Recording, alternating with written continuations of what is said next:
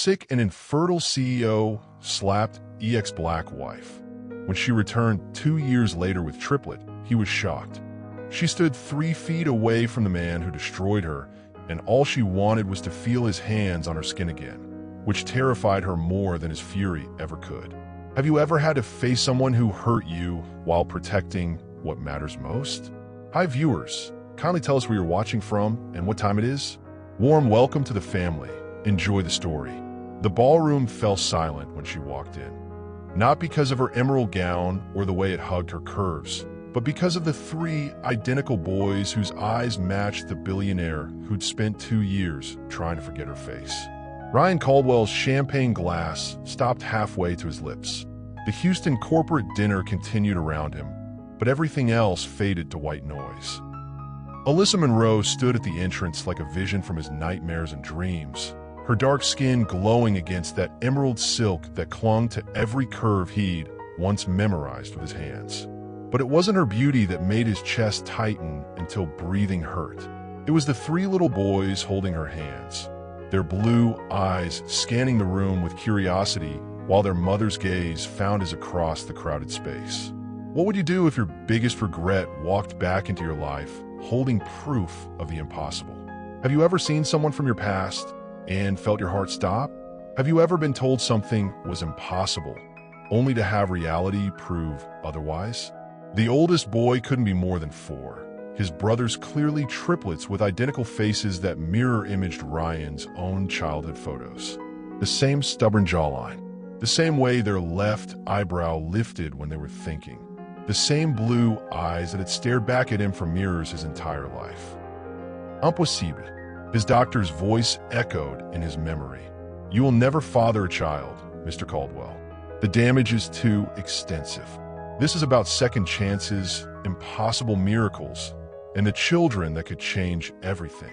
Stay with me to discover how 3 little boys are about to turn a billionaire's world upside down. The crowd parted as Alyssa moved through the ballroom, her heels clicking against marble like a countdown timer. Whispers followed her wake.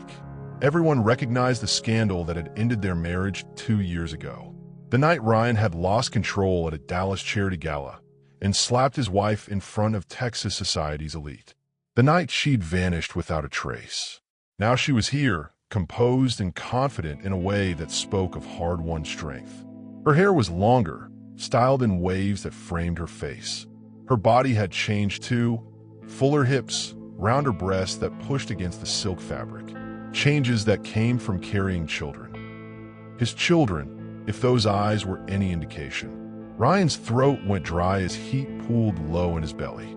2 years hadn't dimmed his body's response to her. If anything, seeing her transformed into a mother made desire claw at him with renewed hunger. The boys stayed close to their mother, but their eyes kept drifting to him with the unconscious recognition that made Ryan's knees weak. They knew, somehow, these children knew who he was before any introductions were made. If you've ever wondered if some things are truly impossible, hit that like button and let me know in the comments what you thought was impossible until it happened to you. Mama, the smallest boy whispered, tugging on Alyssa's dress. Why is that man staring at us? Alyssa's composure cracked for just a moment, her hand trembling as she smoothed her son's hair. When she looked at Ryan again, her expression was guarded but determined. Because, baby, she said loud enough for Ryan to hear across the closing distance. He's about to learn that miracles don't follow medical textbooks. Ryan stood on unsteady legs, his expensive suit suddenly feeling like armor that wouldn't protect him from whatever truth was walking toward him. The autoimmune condition that had been slowly killing him for years seemed to pause, his body focusing all its energy on this moment. As Alyssa approached his table, her heels clicking against marble like a countdown, Ryan realized the boys weren't just holding her hands. They were carrying his wedding ring on a chain around the smallest one's neck. She stood 3 feet away from the man who destroyed her, and all she wanted was to feel his hands on her skin again, which terrified her more than his fury ever could. Hello, Ryan. Alyssa's voice was steady, but Ryan caught the slight tremor in her hands as she adjusted her clutch purse. The boys pressed closer to her legs, sensing the tension crackling between their parents like electricity before a storm. Alyssa. Her name felt foreign on his tongue after 2 years of not saying aloud. You look. He swallowed hard, his gaze traveling over her transformed body before meeting her eyes. You look incredible. The richest man in Texas just discovered he's a father to children science said he could never have. Have you ever had to face someone who hurt you while protecting what matters most? Have you ever kept a secret that could destroy lives? The corporate dinner continued around them, but conversations had quieted. Everyone was pretending not to stare while hanging on every word of the reunion that had become Houston's most anticipated drama. These are my sons, Alyssa said, her voice gaining strength as she placed protective hands on small shoulders. Mason, Carter, and Blake. Each boy looked up as his name was called, their blue eyes, Ryan's eyes, studying the man who'd gone white as expensive linen. Boys, she continued, her tone carefully neutral. This is Ryan Caldwell. The man from the pictures, Mason, the oldest, said with the startling directness of children. Mama keeps your picture in her jewelry box. Heat flooded Ryan's chest. She kept his picture, even after everything. Even after he'd humiliated her in front of hundreds of people, she kept something of him. Are you her daddy? Carter asked, his small hand finding the wedding ring hanging around Blake's neck. Mama said our daddy was sick and couldn't take care of us yet. This is about the collision between past pain and present miracles. Keep watching to see if love can survive betrayal when innocent lives hang in the balance. Ryan's knees nearly gave out. His eyes found Alyssa's, searching for answers, for explanations, for some way to process the impossible reality standing before him. His voice cracked. He cleared his throat and tried again. I need to know, are they mine? The question hung in the air like a challenge. Around them, the dinner party had become a stage, with Houston's elite as an unwilling audience to the most private moment of Ryan's life. Alyssa's jaw tightened. For a moment, he saw a flash of the fire that had first drawn him to her, the strength that had made her fight for every patient in her nursing care, that had made her stand up to his family's subtle racism, that had made her love him despite his flaws. Look at them, Ryan, she said quietly. Really look. He did. Mason had his stubborn chin. Carter had his way of tilting his head when thinking. Blake had a small scar above his left eyebrow, just like the one Ryan had gotten falling off his bike at age 3.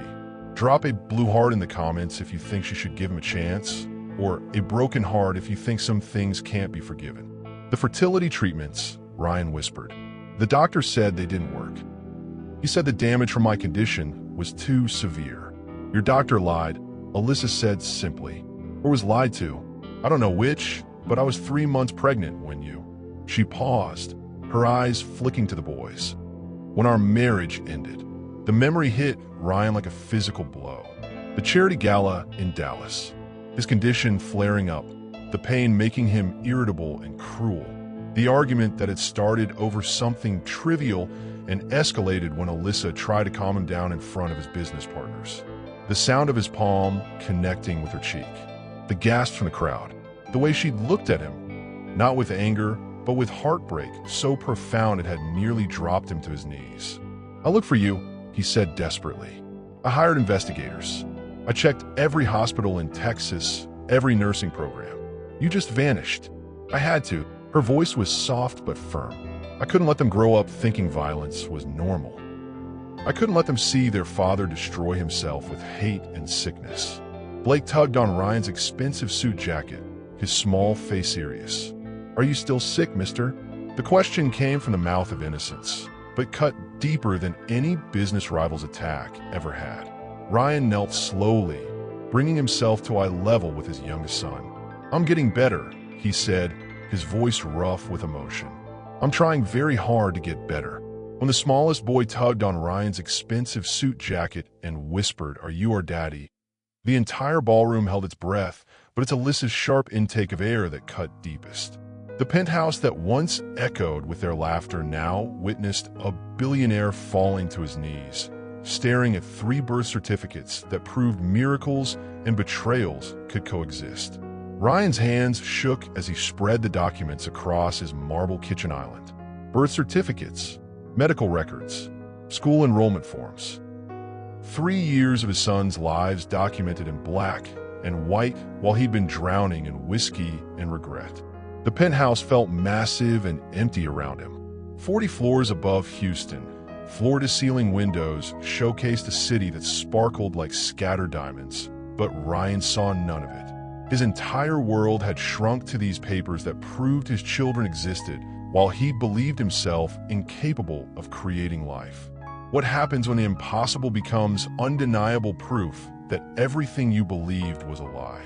Have you ever discovered something that changed everything you thought you knew about your life? About someone you loved? Mason Caldwell Monroe, born April 15th, 3:42 a.m. Weight, 5 pounds, 2 ounces. Carter Caldwell Monroe, born April 15th, 3:44 a.m. Weight, 5 pounds, 4 ounces. Blake Caldwell Monroe, born April 15th, 3:46 a.m. Weight, 5 pounds, 1 ounce. She'd given them his name. Even after what he'd done, even after she'd fled across state lines to escape him, she'd given his sons his family name. Ryan's chest tightened as he picked up the hospital photos. 3 tiny faces, wrinkled and red, but unmistakably his. Mason's serious expression. Carter's slightly crooked smile. Blake's wide-eyed curiosity. How had he created such perfect beings? How had his damaged body produced these miracles? The private investigator's report lay beneath the birth certificates, its contents making his blood run cold. Alyssa had worked 3 jobs while pregnant, cleaned offices at night, worked at a free clinic during the day, took online nursing courses whenever the boys napped. She'd lived in a studio apartment in Atlanta, saving every penny for their future. While he'd been expanding his empire and drowning in self-pity, she'd been building a life for their children with nothing but determination and love. This is about facing the consequences of our worst moments when they collide with our greatest miracles. Stay tuned to see what a man does when he discovers his cruelty cost him everything, including children he never knew existed. Ryan walked to his bedroom, his feet moving without conscious direction. The space still smelled faintly of her perfume, even after 2 years. He'd never changed the sheets on her side of the bed, never moved her few remaining belongings from the dresser drawer she'd left behind in her hasty escape. He pulled out the silk scarf she'd forgotten, pressing it to his face and inhaling deeply. The scent triggered body memories so powerful his knees went weak. Her skin against his, her breath in his ear, the way she'd arched beneath him, saying his name like a prayer. Heat pooled his groin despite his emotional devastation. 2 years without her touch had left him starving for any connection to the woman who'd completed him before he destroyed everything. The autoimmune condition that had been slowly poisoning his system seemed to pause in the face of this new reality. His body responded to thoughts of Alyssa with more vitality than he'd felt in months, as if discovering he could create life had reminded his cells how to live. Tell me in the comments, do you think he deserves to know his children? Is there a point where past mistakes should cost you future happiness? His phone buzzed. A text from his assistant. Sir, the private investigator has more information. Would you like to meet?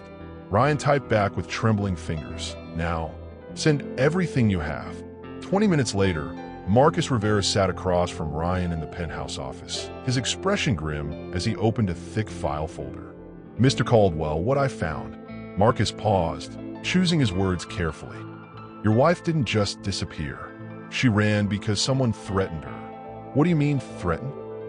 3 days after the gala incident, she received a phone call. The recording is on her old voicemail system. I had to dig deep to access it. Marcus slid a digital recorder across the desk. You're not going to like this. Ryan pressed play with hands that wouldn't steady. A distorted voice filled the room. You embarrassed the family. Take your bastard children and disappear, or we'll make sure all 3 of you have an accident. You have 48 hours. The recording ended in silence that felt like a tomb. Ooh, Ryan's voice was barely a whisper. Still working on that. But Mr. Caldwell. Marcus hesitated. There's something else. Your medical records show you as infertile, but I had an independent lab analyze the DNA sample from the boy's school forms. The results are definitive. They're yours. Someone has been manipulating your medical information. The private investigator's report lands on his desk at midnight with 3 words that change everything. She was pregnant. But the real shock comes in the medical addendum. The boy shared DNA with someone else too. She built a new life in Atlanta, believing her children would never need to know about the man who chose pride over love, until the day he showed up at their preschool playground. The autumn air in Atlanta carried the scent of burning leaves and childhood laughter. Alyssa sat on a park bench watching Mason, Carter, and Blake navigate the jungle gym with the fearless confidence of boys who'd never doubted their mother's love could protect them from anything. She'd built this life from nothing. The modest duplex 3 blocks away, the job at Emory Hospital's pediatric ward, the community of single mothers who'd become her chosen family. Everything centered around making sure her sons grew up feeling secure and valued. 2 days had passed since the confrontation in Houston. 2 days since she'd looked into Ryan's eyes and seen the same desperate love that had made her fall for him 5 years ago. 2 days of her phone ringing with unknown numbers that she refused to answer. He traveled 800 miles to watch his children play, knowing one word from their mother could keep them from him forever. Have you ever wanted something so badly you'd risk everything just to be near it? Have you ever watched from the outside the life you threw away? Mama, watch, Carter called from the monkey bars, his small body swinging with determined concentration. I can do 7 now. I see you, baby, she called back, her heart swelling with pride. These boys were her entire universe. Every sacrifice, every sleepless night, every moment of uncertainty had been worth it to see them thriving. A black Mercedes pulled up to the curb, expensive and out of place among the minivans and modest sedans in the school parking lot. Alyssa's blood went cold as she recognized the silhouette behind the wheel. Ryan Caldwell sat in his car for a full minute before stepping out. He'd traded his corporate uniform for jeans and a sweater, but wealth clung to him like expensive cologne. The other mothers at the playground noticed him immediately, whispered conversations and appreciative glances that made Alyssa's chest tight with unwelcome jealousy. This is about the price of pride, and the lengths will go to undo our biggest mistakes. Keep watching to see if a father's love can overcome the damage of his failures. He approached the playground fence slowly, his hands shoved deep in his pockets. His eyes found his sons immediately, tracking their movements with the hungry attention of a man trying to memorize everything he'd missed. Mason spotted him first. The 4-year-old stopped at the top of the slide, his serious blue eyes studying the stranger with unsettling intelligence. After a moment, he raised his small hand in a tentative wave. Ryan's face crumpled. He gripped the fence with white knuckles, his expensive watch catching afternoon sunlight as he waved back. "Boys," Alyssa called, her voice carefully controlled. "Come here, please." They obeyed immediately, their loyalty to their mother absolute. But Carter kept glancing over his shoulder at the man by the fence, curiosity overriding caution. "Is that him?" Blake whispered, pressing close to his mother's legs. "The man from the pictures?" Before Alyssa could answer, Ryan stepped closer to the fence. His voice carried across the playground, rough with emotion. "I just wanted to see them," he said. "I won't cause trouble. I needed to know they were safe." "What do you think? Should she give him a chance to explain or protect her children from potential heartbreak? Share your thoughts below." The other mothers had noticed the tension now. Concerned glances and protective postures that reminded Alyssa she wasn't alone in this community she'd built. These women had her back, would stand between her children and any threat without hesitation. But looking at Ryan's face, the raw pain and desperate love written there, she wondered if the real threat was to her own carefully guarded heart. "Boys, go play for 5 more minutes," she said quietly. "Stay where I can see you." They scattered back to the playground equipment, but she caught Mason organizing his brothers to stay within clear sight of the fence. Even at 4, he understood the gravity of this moment. Alyssa walked to the fence, stopping just out of Ryan's reach. Close enough to see the lines that pain had etched around his eyes. Close enough to smell his cologne and feel her body's traitorous response to his proximity. "You can't just show up here," she said. "You can't disrupt the life we've built." "I know." His voice was barely above a whisper. "But Alyssa, someone threatened you. Someone in my family wanted to hurt you and the boys. I need to know you're safe."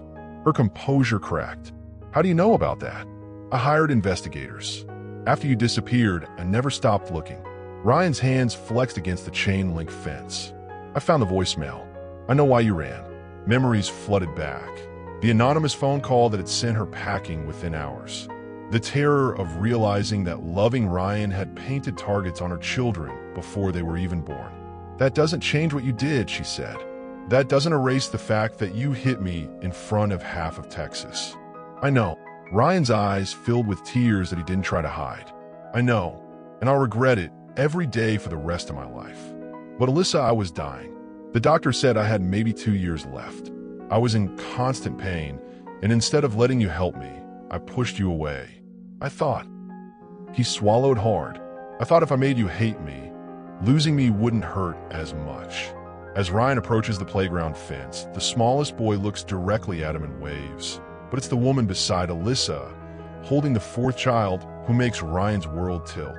His own sister, supposedly dead for 5 years. The dead don't usually help raise the children you didn't know you had, unless your own family has been lying to you about everything that matters. Ryan's world tilted sideways as the woman pushing a stroller toward Alyssa raised her head, revealing a face that belonged in his nightmares. Dark hair, familiar green eyes, the same smile that had comforted him through childhood fears. His sister Sarah, who'd supposedly died in a car accident 5 years ago. The stroller held a 4th child, maybe 18 months old, with Ryan's unmistakable blue eyes and the Caldwell family's stubborn chin. "Hello, brother," Sarah said quietly, her voice carrying across the playground like a ghost made flesh. "What do you do when you discover your own family orchestrated the destruction of your marriage and the theft of your children? Have you ever had family betray your trust? Have you ever discovered people you loved were living completely different lives behind your back?" Alyssa stepped protectively in front of Sarah, her body language fierce and maternal. "Ryan, don't. The boys don't know." "Don't know what?" Ryan's voice was dangerously quiet. His hands gripped the fence so hard the metal cut into his palms. "Don't know their aunt has been dead for 5 years? Don't know they have a cousin I've never met? Don't know my own family has been lying to my face while I grieved a sister who was alive?" Mason appeared at his mother's side with the unsettling awareness that made him seem older than his 4 years. "Mama, why is the man yelling?" "He's not yelling, baby," Alyssa said, though Ryan's voice had indeed risen enough to draw stares from other parents. "He's just surprised." Sarah stepped forward, the toddler in her arms reaching toward Ryan with chubby hands.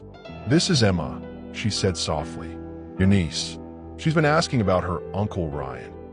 This is about discovering that sometimes the people closest to you are the ones capable of the deepest deception.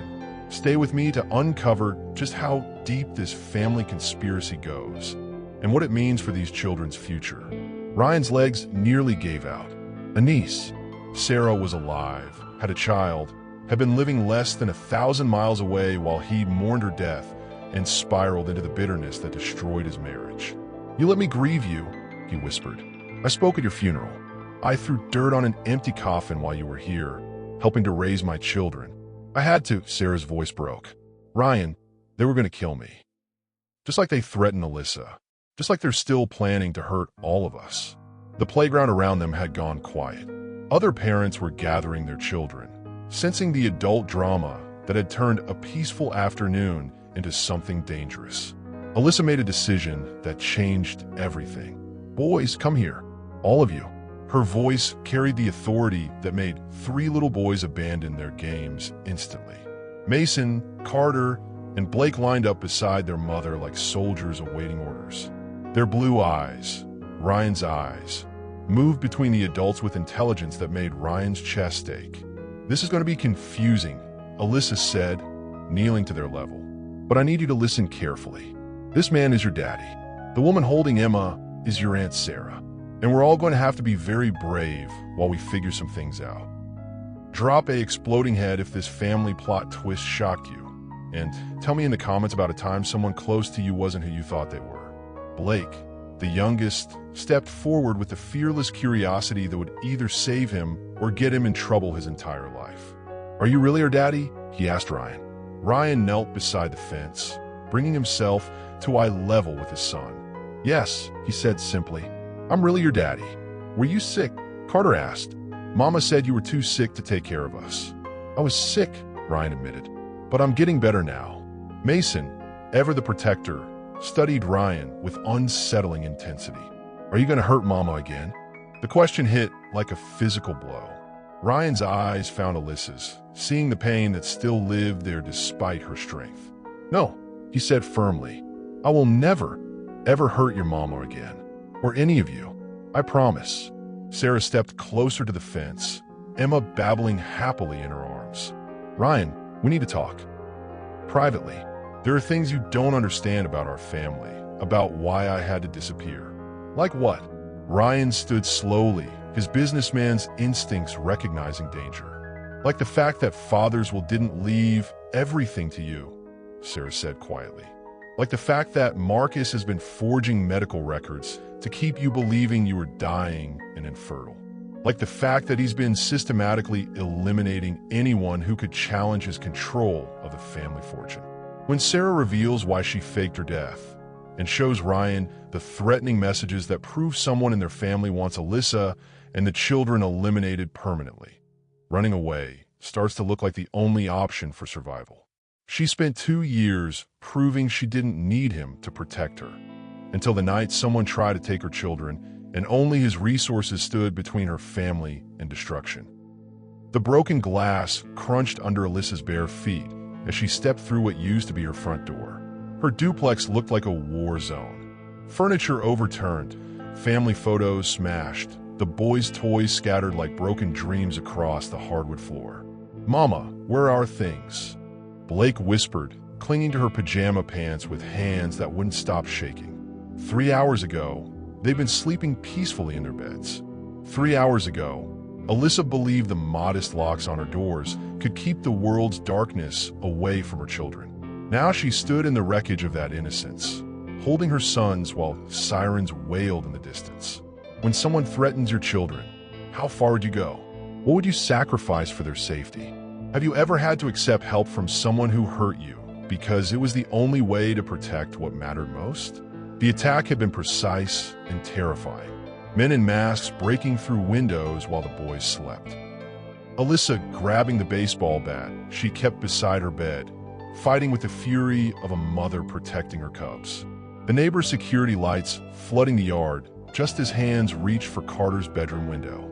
Ryan's security team had arrived like guardian angels in expensive suits, their response so fast it made Alyssa's head spin. Within minutes, the attackers were gone, and her duplex was surrounded by professionals who moved with military precision. Now Ryan stood in her destroyed living room, his face carved from stone as he surveyed the damage.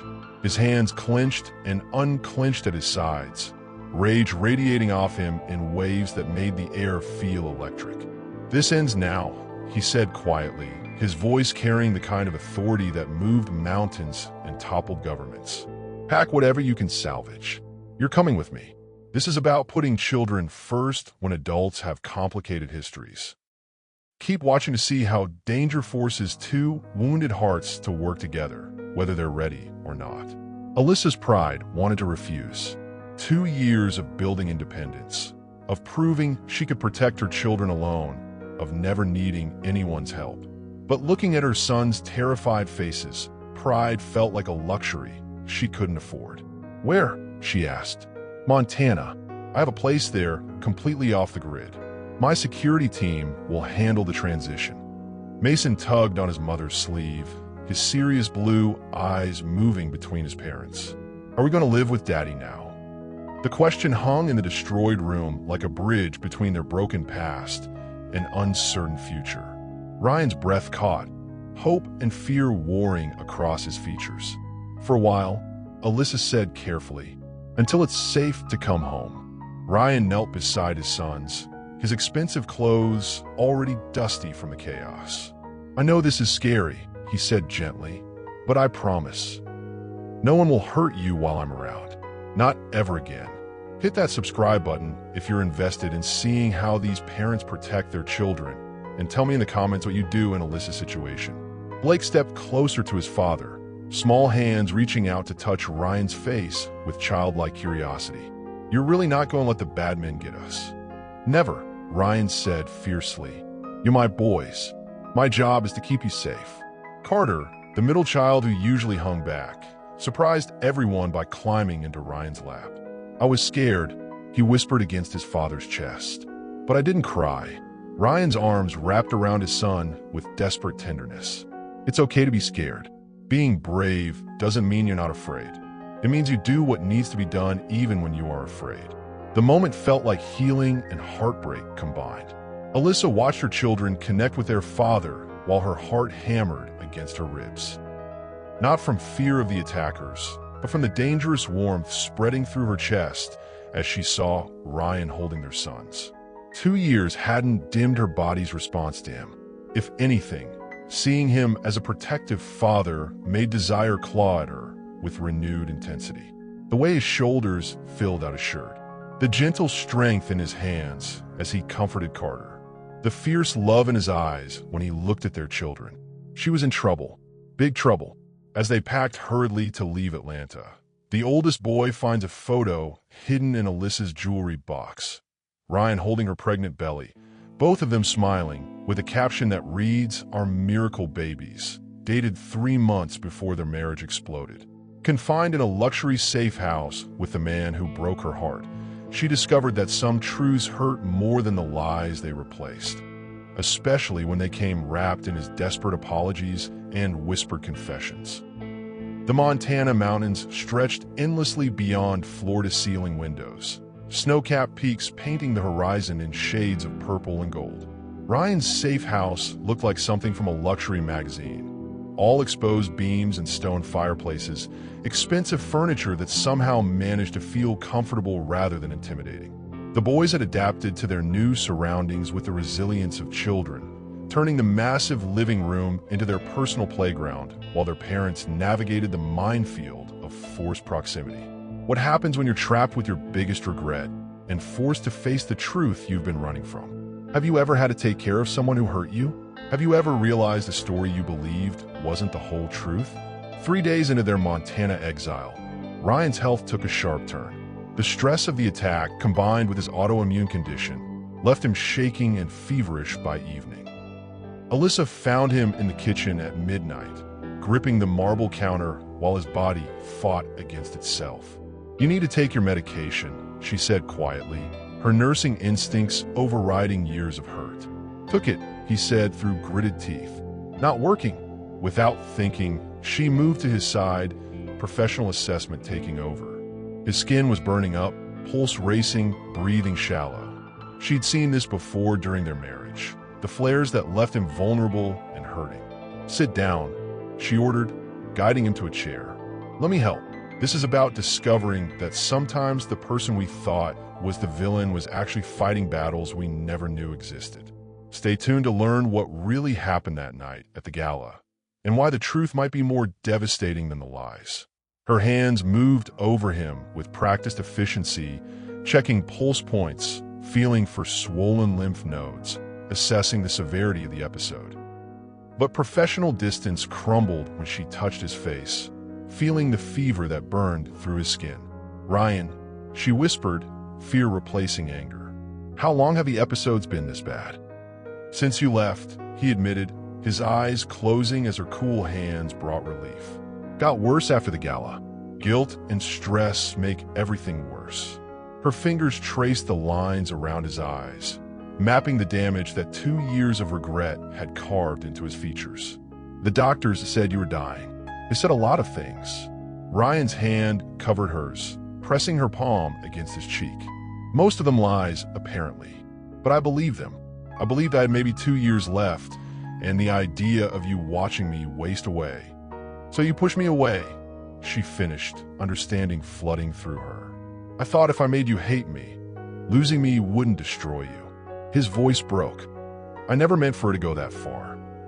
The night of the gala, I was in so much pain I could barely think straight. When you tried to help me in front of everyone, my pride just snapped. Comment below if you think forgiveness is possible when someone was suffering in silence. And don't forget to like if your team's second chances." Alyssa's professional mask cracked completely. The man she thought was cruel and controlling had been a scared, dying patient lashing out in pain. The realization didn't excuse what he'd done, but it explained it in ways that made her chest ache. "You should have told me," she said. "You should have let me help you." "I know." Ryan's thumb traced across her knuckles. "I know, and I'll regret it forever. But Alyssa, seeing you with our boys, knowing they're healthy and strong and yours, it's like my body remembered how to fight. The treatments are working now. I'm getting better." The kitchen felt smaller, suddenly, intimate in the way that only midnight confessions could create. Alyssa was acutely aware of Ryan's body heat, the familiar scent of his cologne, the way his eyes tracked her movements with hungry attention. 2 years of celibacy had left her starving for touch, and Ryan's hands on hers sent electricity through her entire nervous system. Her body remembered his with embarrassing clarity, the way he'd worshipped her skin, the sounds he'd made when she'd driven him past reason, the perfect way they'd fit together. "Alyssa," he said softly, her name a prayer on his lips. She should pull away, should maintain the distance that kept her heart safe. Instead, she found herself leaning closer, drawn by a magnetic pull that 2 years hadn't dimmed. The kiss happened slowly, a tentative brush of lips that exploded into desperate need the moment they connected. Ryan's hands tangled in her hair while she gripped his shoulders, their bodies remembering a dance they perfected during happier times. Heat pooled low in her belly as his mouth moved against hers with familiar skill. This was dangerous territory, the kind of physical connection that had made her fall in love with him in the first place, before pride and pain had torn them apart. When Alyssa finds Ryan's hidden medical records showing his deteriorating condition and realizes he pushed her away to spare her from watching him die, she understands. But the real shock comes when she reads the date. He was supposed to be dead 6 months ago. She touched his scars, thinking she was offering comfort, until his hands found her hips and reminded them both that some fires never fully die. They just wait for the right moment to consume everything. The boys were finally asleep after an evening of hot chocolate and bedtime stories, their laughter still echoing through the Montana lodge like music Ryan had forgotten existed. Snow fell steadily outside, creating a winter wonderland that felt like the perfect backdrop for impossible second chances. Alyssa stood by the massive stone fireplace, flames dancing across her face as she stared into the crackling wood. She changed into soft pajama pants and an oversized sweater that somehow made her look more beautiful than any designer gown ever had. Can physical passion survive emotional devastation? Can bodies remember love even when hearts try to forget? Have you ever reconnected with someone and felt like no time had passed? Have you ever realized you've never truly moved on? Ryan approached slowly, carrying 2 glasses of wine like peace offerings. The medication had finally kicked in, leaving him clear-headed but emotionally raw. Every moment with Alyssa and their sons felt like a gift he didn't deserve but couldn't resist accepting. "Thank you," she said softly, accepting the wine without looking at him. "For bringing us here, for keeping them safe. Thank you for letting me."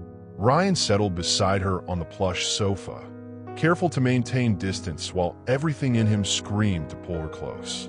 "I know trusting me again isn't easy. This is about discovering that some connections transcend time, hurt, and distance. Keep watching to see if physical reunion can rebuild what emotional pain destroyed." Alyssa finally met his eyes, and the longing there nearly undid him. "I've tried to hate you, Ryan.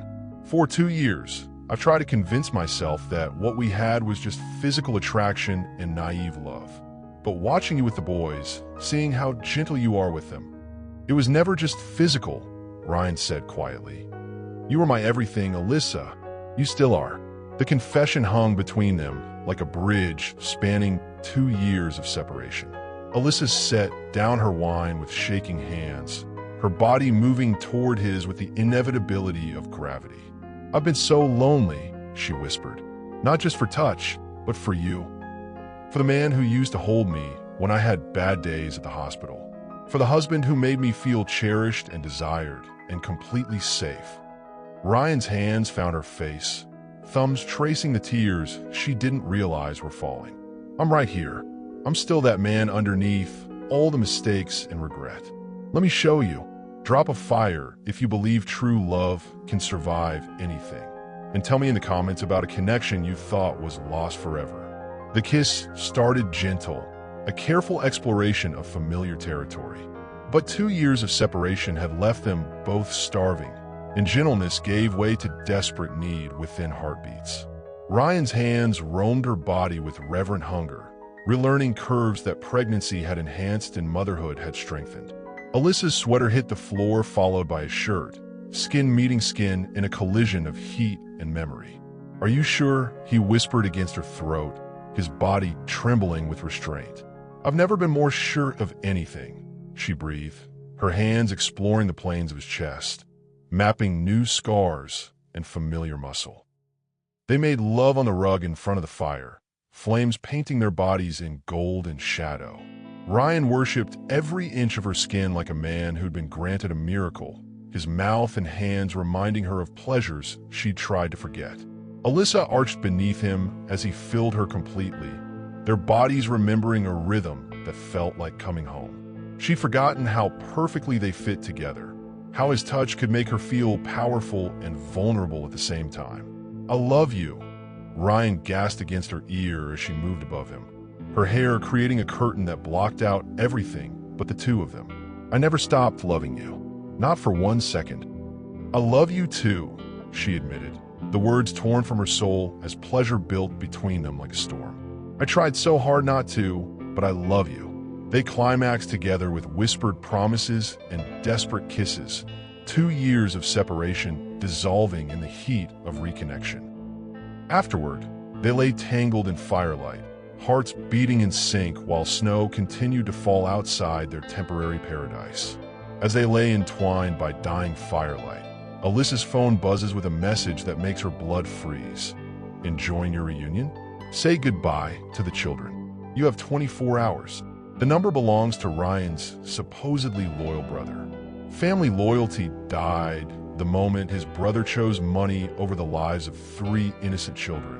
But what died next was Ryan's willingness to show mercy to anyone who threatened his family. The text message glowed like a death threat in the darkness of their bedroom. Ryan stared at his brother Marcus's number on Alyssa's phone screen, while rage built in his chest like molten steel. "How does he have your number?" Ryan's voice was deadly quiet, the kind of calm that preceded violence. "I don't know." Alyssa pulled on her robe with shaking hands, maternal instincts overriding everything else. "Ryan, we need to get the boys. We need to leave. Now, when your own blood wants you dead. How far do you go to protect the family that really matters? Have you ever discovered someone you trusted was working against you? Have you ever had to choose between family loyalty and protecting innocence?" Ryan was already moving, pulling on clothes with military efficiency. His phone buzzed with incoming calls, his security team responding to alerts they'd triggered the moment the threat came through. "Sir," Jackson, his head of security, spoke through the phone speaker. "We've got movement on the perimeter. 3 vehicles approaching from different directions. This place is compromised." The safe house that had felt like a sanctuary minutes ago now felt like a trap. Ryan's mind raced through options while his heart hammered against his ribs.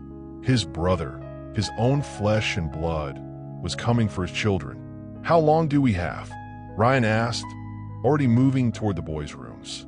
10 minutes, maybe less. This is about finding out who deserves your loyalty when everything you believed about family turns out to be a lie.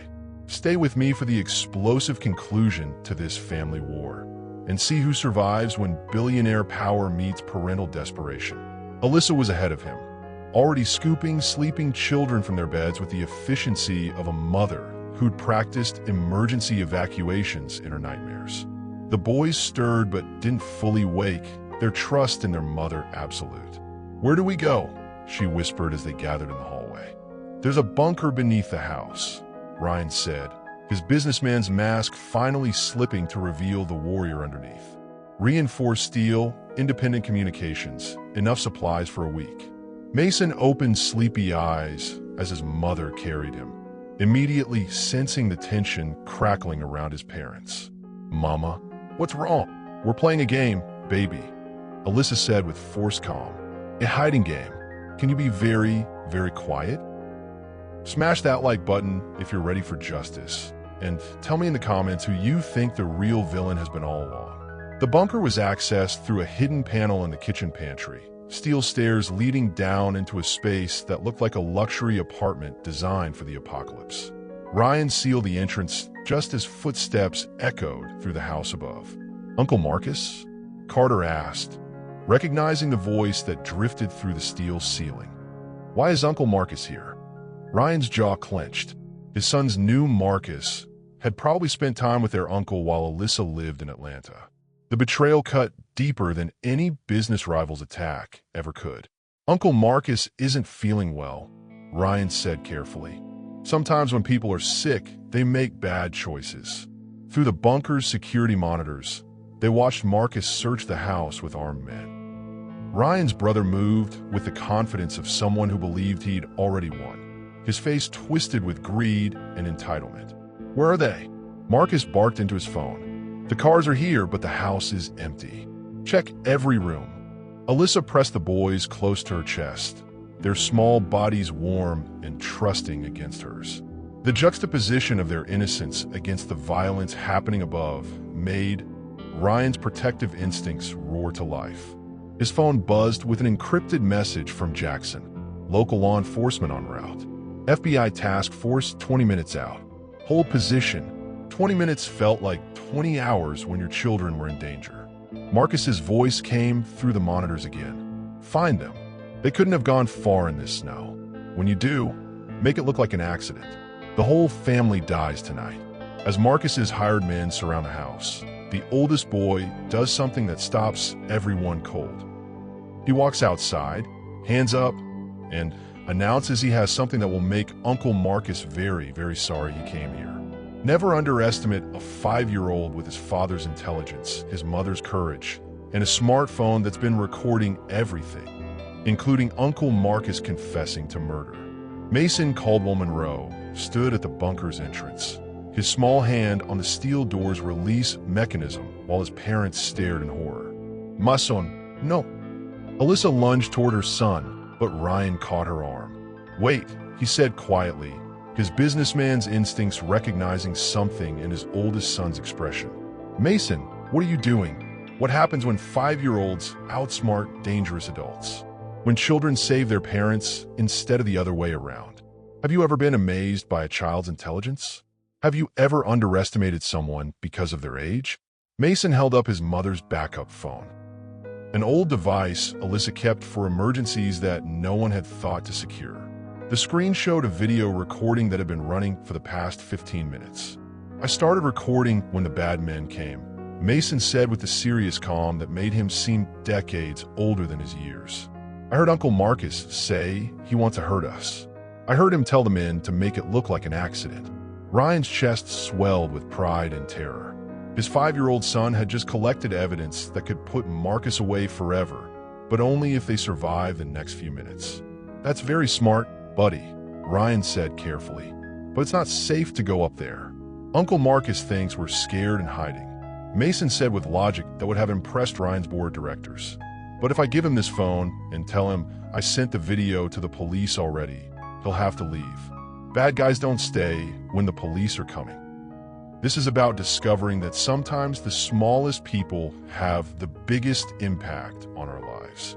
Keep watching to see how these little heroes change everything for their family's future. Alyssa's maternal instincts roared with recognition of her son's brilliant plan. "Baby, it's too dangerous. What if he doesn't believe you?" "He'll believe me," Mason said confidently, "because I already sent it to the FBI email address I found on Daddy's computer." Ryan's phone buzzed with an incoming call. FBI. His 4-year-old son had just contacted federal law enforcement and potentially saved their lives. I'm answering, Ryan said, his voice thick with emotion. Mason, you stay right here with Mama and your brothers. But Mason was already moving, his small body slipping through the bunker door before anyone could stop him. Through the security monitors, they watched their eldest son walk calmly up the steel stairs and emerge into the kitchen where Marcus's men were systematically destroying the house. Give this video a thumbs up if you love seeing children as heroes, and share in the comments a time when a kid surprised you with their wisdom. Uncle Marcus, Mason called out, his child's voice echoing through the destroyed kitchen. I have something for you. The armed men spun toward the sound, weapons raised until they saw a small boy in dinosaur pajamas standing fearlessly in the chaos. Marcus appeared in the kitchen doorway, his face shifting from rage to confusion. Mason, where are your parents? Where are your brothers? They're safe, Mason said simply. But you're in trouble, Uncle Marcus. I recorded everything. I sent the video to the FBI already. They're coming. Through the monitor's audio, Ryan heard his brother's sharp intake of breath. Marcus grabbed the phone from Mason's hands, his face going white as he watched his own confession playback.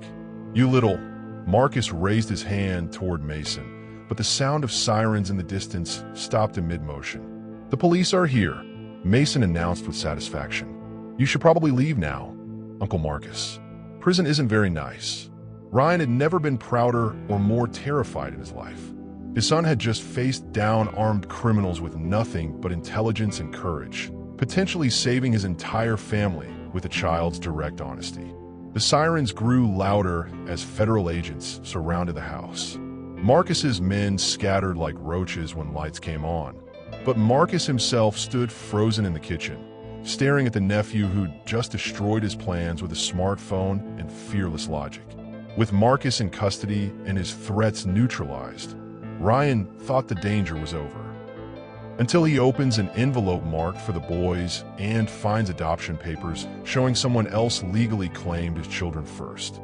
The children he never knew are about to change everything he thought he understood about family, love, and second chances. The courthouse steps felt colder than Alaska as Ryan adjusted his tie, watching Alyssa emerge from the black SUV with their boys. 3 weeks had passed since Marcus's arrest, but his expensive legal team wasn't giving up without a fight. Daddy, why do we have to go inside the scary building? Ethan whispered, tugging on Ryan's jacket sleeve. Because sometimes adults have to prove what's right, buddy, Ryan replied, lifting his son into his arms. The weight of those small arms around his neck still amazed him every single day. Have you ever had to fight for something that was already yours by right? How far would you go to protect your family's future? Inside the marble corridors, Marcus's lawyer, a shark in Armani, was already spinning his web of lies. My client maintains his innocence. The evidence was clearly planted, but Sarah had done her homework. Every threatening text, every forged document, every bribe payment, it was all there in black and white. The children sat quietly in the gallery, their matching blue eyes watching their father defend their right to exist. Your Honor, Ryan's attorney began. The defendant attempted to eliminate his own family members to secure an inheritance. The evidence is overwhelming. Marcus turned in his chair, his eyes meeting Ryan's across the crowded courtroom. For a moment, the mask slipped, revealing pure hatred underneath. You think you've won? He mouthed silently. The judge's gavel echoed through the chamber. Based on the evidence presented, I'm granting full custody to Ryan Caldwell and extending the restraining order indefinitely. Outside the courthouse, reporters swarmed like hungry wolves. Mr. Caldwell, how does it feel to discover you're not actually infertile? Ryan pulled Alyssa closer, her emerald dress from that first night replaced by a simple black suit that somehow made her even more beautiful. My family's privacy comes first. That's all I'm saying. But as they reached their car, a process server appeared from nowhere. Ryan Caldwell, you're being served. The papers felt heavy in Ryan's hands. Marcus wasn't done fighting. He was claiming the children weren't Ryan's at all, demanding DNA tests and challenging the custody ruling. How is this possible? Alyssa's voice cracked with exhaustion. "Money buys a lot of second chances in Texas," Sarah replied grimly, scanning the legal documents over Ryan's shoulder. That night, in their hotel suite, Ryan found Alyssa standing by the window, staring out at the city lights. Her shoulders shook with silent tears. "Hey," he whispered, wrapping his arms around her from behind. "We'll get through this." She turned in his embrace, her lips finding his in a kiss that tasted of desperation and hope mixed together. "What if we lose them? What if the court decides?" He silenced her fears with another kiss, deeper this time, his hands tangling in her hair. "That's not going to happen. I won't let it. What would you do if someone tried to steal your children using the legal system itself?" Drop your thoughts in the comments below. Their bodies pressed together against the cool glass, the city sprawling below them like a sea of possibilities. In the darkness, they found comfort in each other's touch, their love stronger than any legal document or family betrayal. Tomorrow would bring another battle, but tonight they had each other. The DNA testing facility looked more like a prison than a medical building, all concrete walls and barred windows. Ryan held Ethan's hand while Alyssa carried Eli, and little Emmett clung to Sarah's leg like his life depended on it. "This is stupid," Sarah muttered under her breath. "Anyone with eyes can see those kids are yours." But Marcus's legal team had raised enough doubt to force the issue. The judge wanted scientific proof, not just family resemblance. "Mr. Caldwell," a technician in scrubs appeared, clipboard in hand. "We're ready for the samples." Watching his sons get their cheeks swabbed felt like watching someone hurt them on purpose. Ethan tried to be brave, but tears rolled down his face anyway. Eli screamed bloody murder, and Emmett hid behind the chair, refusing to cooperate. "It's okay, babies," Alyssa whispered, gathering all three boys into her arms. "It's just like brushing your teeth, but different." Have you ever had to prove your own parenthood? What emotions would you feel having your family questioned by strangers? Ryan's sample took 30 seconds. 3 cotton swabs against his cheek, and suddenly his entire future hung in the balance of laboratory results.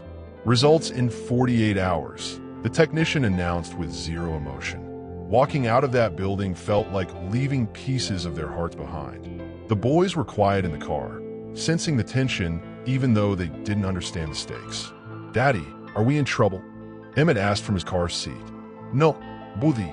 Sometimes grown-ups have to take tests too, that's all." But that evening, while the boys played with their toys, Ryan's phone buzzed with a message that changed everything. Sarah grabbed the device from his hands, reading the text aloud. "The samples have been tampered with. Meet me at Memorial Park. Come alone. Dr. Martinez." Dr. Martinez had been Ryan's fertility specialist 3 years ago, the doctor who delivered the devastating diagnosis that destroyed his marriage. "This could be a trap," Alyssa warned, her hand gripping Ryan's arm. "Or it could be the truth we've been looking for." The park was nearly empty at sunset, just joggers and dog walkers enjoying the cooler evening air. Dr. Martinez sat on a bench near the fountain, his medical bag beside him looking strangely out of place. "You came," he said without looking up. "I wasn't sure you would. What do you know about the DNA samples?" Dr. Martinez finally met Ryan's eyes, and what he saw there made Ryan's blood run cold. Guilt, fear, shame. Your original fertility tests were falsified. You were never infertile, Mr. Caldwell. Someone paid me to lie. The world tilted sideways. Ryan felt like he'd been punched in the chest by a freight train. "What are you talking about?" "Your Uncle Marcus. He's been planning this for years.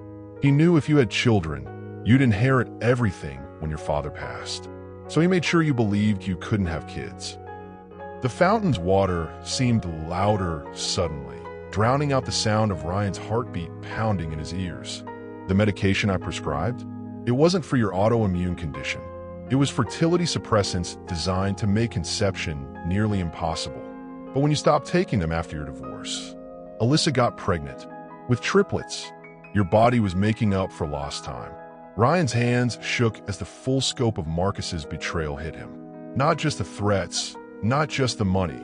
He'd stolen years of Ryan's life, destroyed his marriage, and tried to prevent his children from ever existing. Do you know someone who's manipulated your life from behind the scenes? How would you react to discovering years of lies? Why are you telling me this now? Dr. Martinez pulled out an envelope thick with documents. Because I can't live with what I've done anymore. Everything's in here. The real test results, the payments from Marcus, recorded conversations. I'm turning myself in tomorrow, but I wanted you to have the truth first. Walking back to his car, Ryan felt lighter and heavier at the same time. His children were his biological sons. There had never been any doubt. But the cost of that truth was staggering. His phone rang. Alyssa's worried voice filled the silence. How did it go?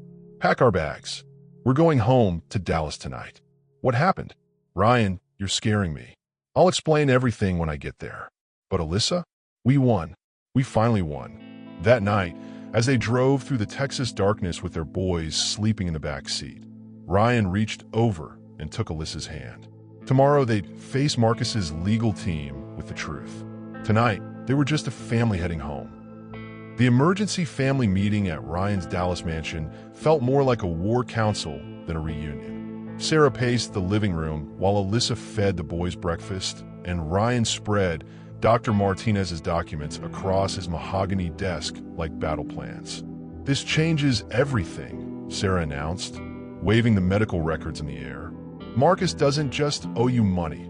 He owes you 3 years of your life. Ryan studied his original fertility test results, the real ones hidden away for so long.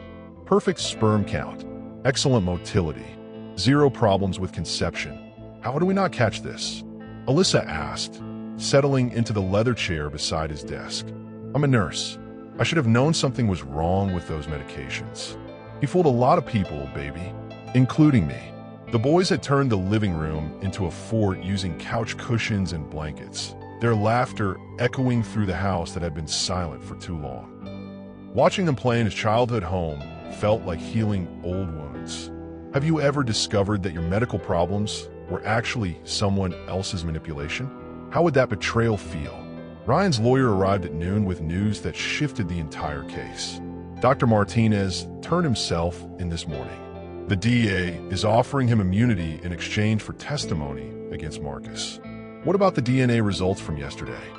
Contaminated samples, just like the doctor suspected. Marcus's people got to them before processing.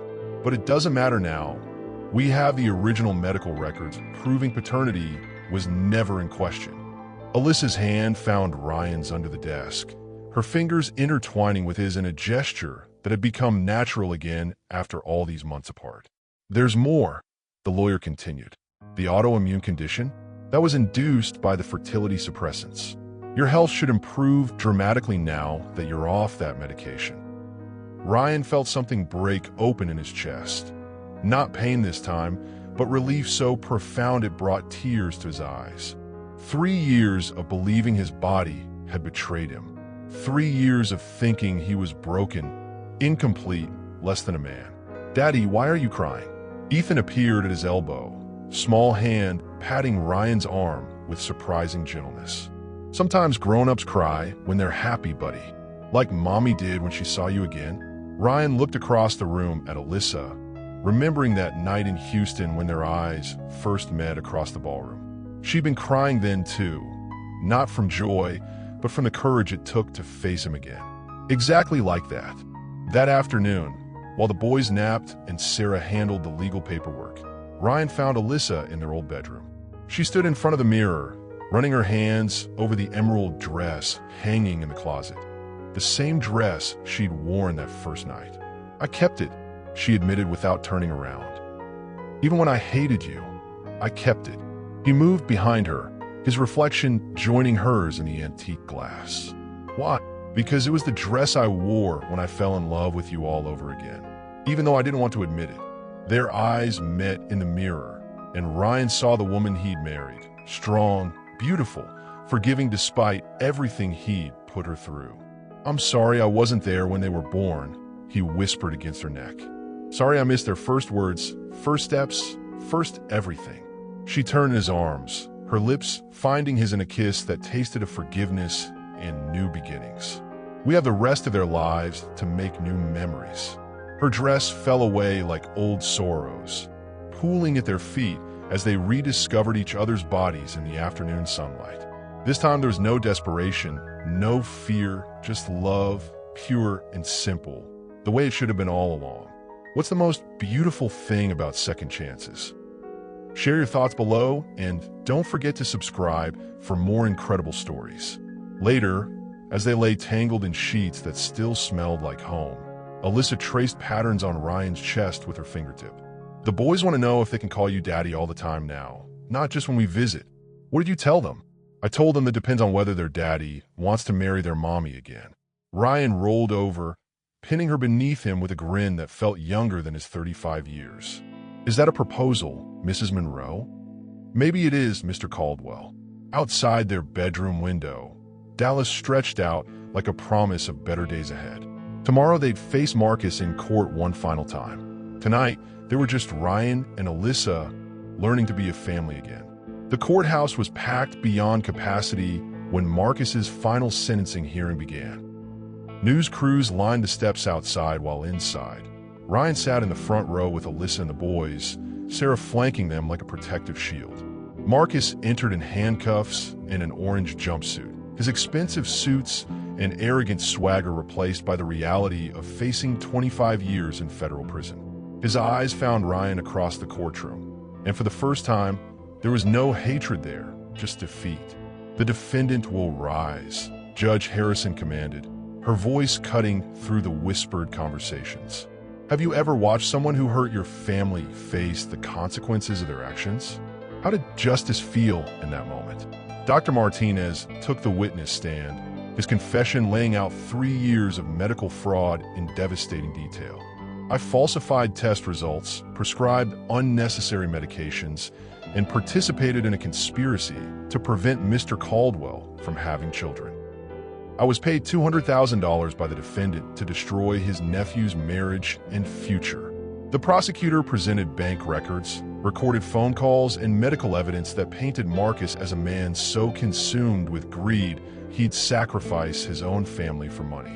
The irony, the prosecutor continued, is that Mr. Caldwell's fathers will actually left the majority of the estate to charity, with only a modest trust fund for Ryan. The defendant destroyed lives over an inheritance that barely existed. Marcus's lawyer tried to argue for leniency, claiming his client was driven by desperation and family loyalty. But the evidence was overwhelming. When Judge Harrison announced the verdict, 25 years for conspiracy, medical fraud, attempted murder, and racketeering, the courtroom erupted in applause. "Daddy, does this mean the bad man can't hurt us anymore?" Eli whispered, climbing into Ryan's lap. "That's exactly what it means, buddy." Outside the courthouse, reporters shouted questions over each other, but Ryan only had eyes for his family. Alyssa looked radiant in her yellow sundress. Sarah was grinning like she'd won the lottery, and the boys were more interested in the ice cream truck across the street than the media circus surrounding them. "Mr. Caldwell, how does it feel to have your family back?" Ryan pulled Alyssa close, kissing her temple as photographers captured the moment. "It feels like coming home." That evening, they gathered in Ryan's backyard for an impromptu celebration. Sarah had strung lights in the oak trees while Alyssa prepared a feast that reminded Ryan of their early marriage.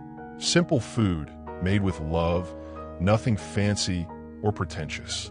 "I have an announcement," Ryan said, standing up from the picnic table where they'd shared countless meals in happier times. The boys looked up from their chicken nuggets with sauce-covered faces, while Alyssa and Sarah paused their conversation about wedding plans. "I'm stepping down as CEO of Caldwell Industries." Sarah nearly choked on her lemonade. "What are you talking about?" "I've been offered a position with a Children's Medical Research Foundation in Atlanta. They want someone to head up their fertility fraud prevention program." Alyssa's eyes filled with tears as she understood what he was offering.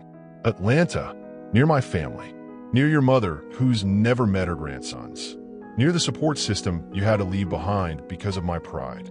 He dropped to one knee beside her chair, pulling a simple diamond ring from his pocket. Not the elaborate engagement ring from their first marriage, but something new that represented who they'd become. What would you sacrifice to rebuild your family's happiness? Let us know in the comments and hit that subscribe button for more amazing stories. Alyssa Monroe, will you marry me again? Will you let me spend the rest of my life making up for the years we lost? Her yes was lost in the cheers of their boys, who didn't understand marriage but knew happiness when they saw it. That night, after the boys were asleep and Sarah had gone home, Ryan and Alyssa sat on their porch swing, planning a future that finally felt possible. "Atlanta's nice," she said, her head resting on his shoulder. "Good hospitals, great schools, my mom's sweet tea recipe. And no more Texas oil money politics. You sure you're ready to give up being a billionaire?" Ryan looked through the window at his sons sleeping peacefully in the guest room, their matching faces relaxed in dreams. "I'd rather be their daddy than the richest man in Texas." 2 months later, they stood on a beach in Galveston, exchanging vows for the second time. The boys served as ring bearers. Sarah was the maid of honor, and Ryan's father, finally free from Marcus's influence, walked Alyssa down the sandy aisle. "Do you, Ryan, take Alyssa to be your wife, in sickness and health, for richer and poorer, for better or worse?" "Edo," again and always. Their kiss tasted of salt air and second chances, while their sons cheered and the Gulf wave provided the perfect soundtrack for new beginnings. 2 years later, Atlanta had become home in ways Dallas never was.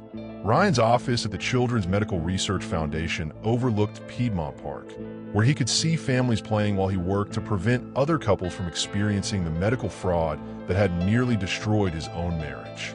Dr. Caldwell, his assistant, announced over the intercom, "Your wife is here with the boys." Ryan smiled at the title he'd earned through his advocacy work. Not the fake medical degree Marcus had tried to buy, but something real, recognition for his efforts to reform fertility medicine. Alyssa appeared in his doorway, her belly round with their 4th child, while the boys raced into his office like a hurricane of energy and chocolate fingerprints. "Daddy, Daddy, Miss Johnson said we could be in the school play," Ethan announced, climbing onto Ryan's lap with the confidence of a child who'd never doubted his father's love. "All 3 of us get to be wise men," Eli added, spinning in Ryan's desk chair until he was dizzy. "We're gonna wear funny hats." Emmett giggled, now 4 years old and still the baby of the family despite his impending sibling. Have you ever watched your children discover their talents and dreams? What's the most precious gift parenthood has given you? How was the doctor's appointment? Ryan asked, pulling Alyssa onto the arm of his chair, his hand automatically moving to her belly where their daughter was growing strong and healthy. "Perfect. Dr. Kim says she's measuring right on schedule. No fertility medications needed." They shared a look that carried the weight of their history, the pain, the deception, the years apart, and the miracle of finding their way back to each other. Sarah called. Alyssa continued.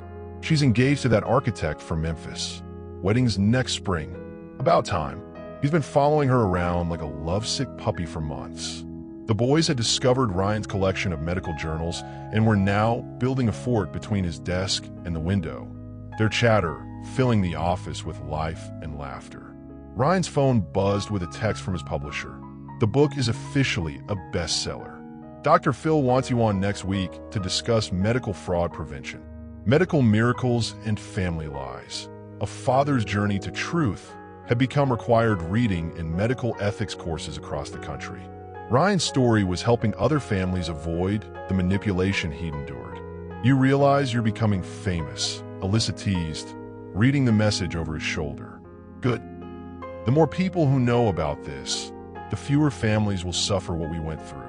That evening, they gathered around their dining room table for what had become their most treasured tradition. Family dinner without distractions, phones put away, just the 5 of them sharing stories from their day. "Daddy, tell us the story about how you and Mommy fell in love again," Emmett requested, as he did most nights. Ryan looked across the table at his wife, her face glowing with the same beauty that had captured his heart at that Houston charity gala so many years ago. "Well, once upon a time, there was a stubborn man who thought he'd lost everything. But he didn't really lose it," Ethan interrupted, knowing the story by heart. "No, he didn't. Because sometimes what looks like an ending is really just a new beginning in disguise." Alyssa's eyes met his across the candlelit table, and Ryan saw their entire future reflected there. Little league games, ballet recitals, graduation ceremonies, weddings, grandchildren. And they lived happily ever after? Ili prompted. They lived happily ever after, Ryan confirmed, reaching for Alyssa's hand. Later that night, after tucking the boys into their beds and reading 3 stories instead of the promised one, Ryan found Alyssa in their bedroom, organizing the baby's nursery items with the methodical care that made her such an excellent nurse. She's going to be spoiled rotten by her brothers, Alyssa observed, holding up a tiny pink dress. Just like her mother was spoiled by her husband. Am I spoiled? She asked with mock innocence. Ryan pulled her into his arms, careful of her belly, breathing in the lavender scent of her hair. Completely. Absolutely. And I plan to spoil you for the next 60 years. Their kiss was interrupted by small feet patting down the hallway and Emmett's voice calling, "Mommy, I had a bad dream." "Coming, baby," Alyssa called back, but Ryan stopped her with a gentle hand. "I've got him. You rest." Walking down the hallway toward his son's room, Ryan passed the gallery wall of family photos. Their second wedding, the boys' first day of school, Christmas mornings, beach vacations, ordinary moments made extraordinary by love. At the end of the hall hung a framed copy of the first page of his book with its dedication to Ethan, Eli, and Emmett, the children I never knew I could have. To Alyssa, the woman who never stopped believing in second chances. And to every family fighting for their truth, your story matters. What's the most important lesson you've learned about family, forgiveness, and fighting for what matters? Share your story in the comments below. Give this video a thumbs up if it touched your heart, and subscribe for more incredible true stories. As Ryan tucked Emmett back into bed and kissed his forehead, he whispered the words that had become his nightly prayer. "Thank you for making me a daddy. Thank you for bringing us home." Outside their Atlanta windows, the city sparkled with possibilities, and inside their home, a family slept peacefully, their story finally complete. The children he never knew had become the greatest gift of his life, and the woman he'd lost had become his forever partner in building a legacy of love, truth, and second chances. Some endings are really just beginnings in disguise. Some families are worth fighting for, no matter how impossible the odds. And sometimes, the miracle you've been waiting for has been there all along, waiting for you to be brave enough to believe in it again. Thank you for joining us on this incredible journey. We'll see you in the next story, where love conquers all and families find their way home.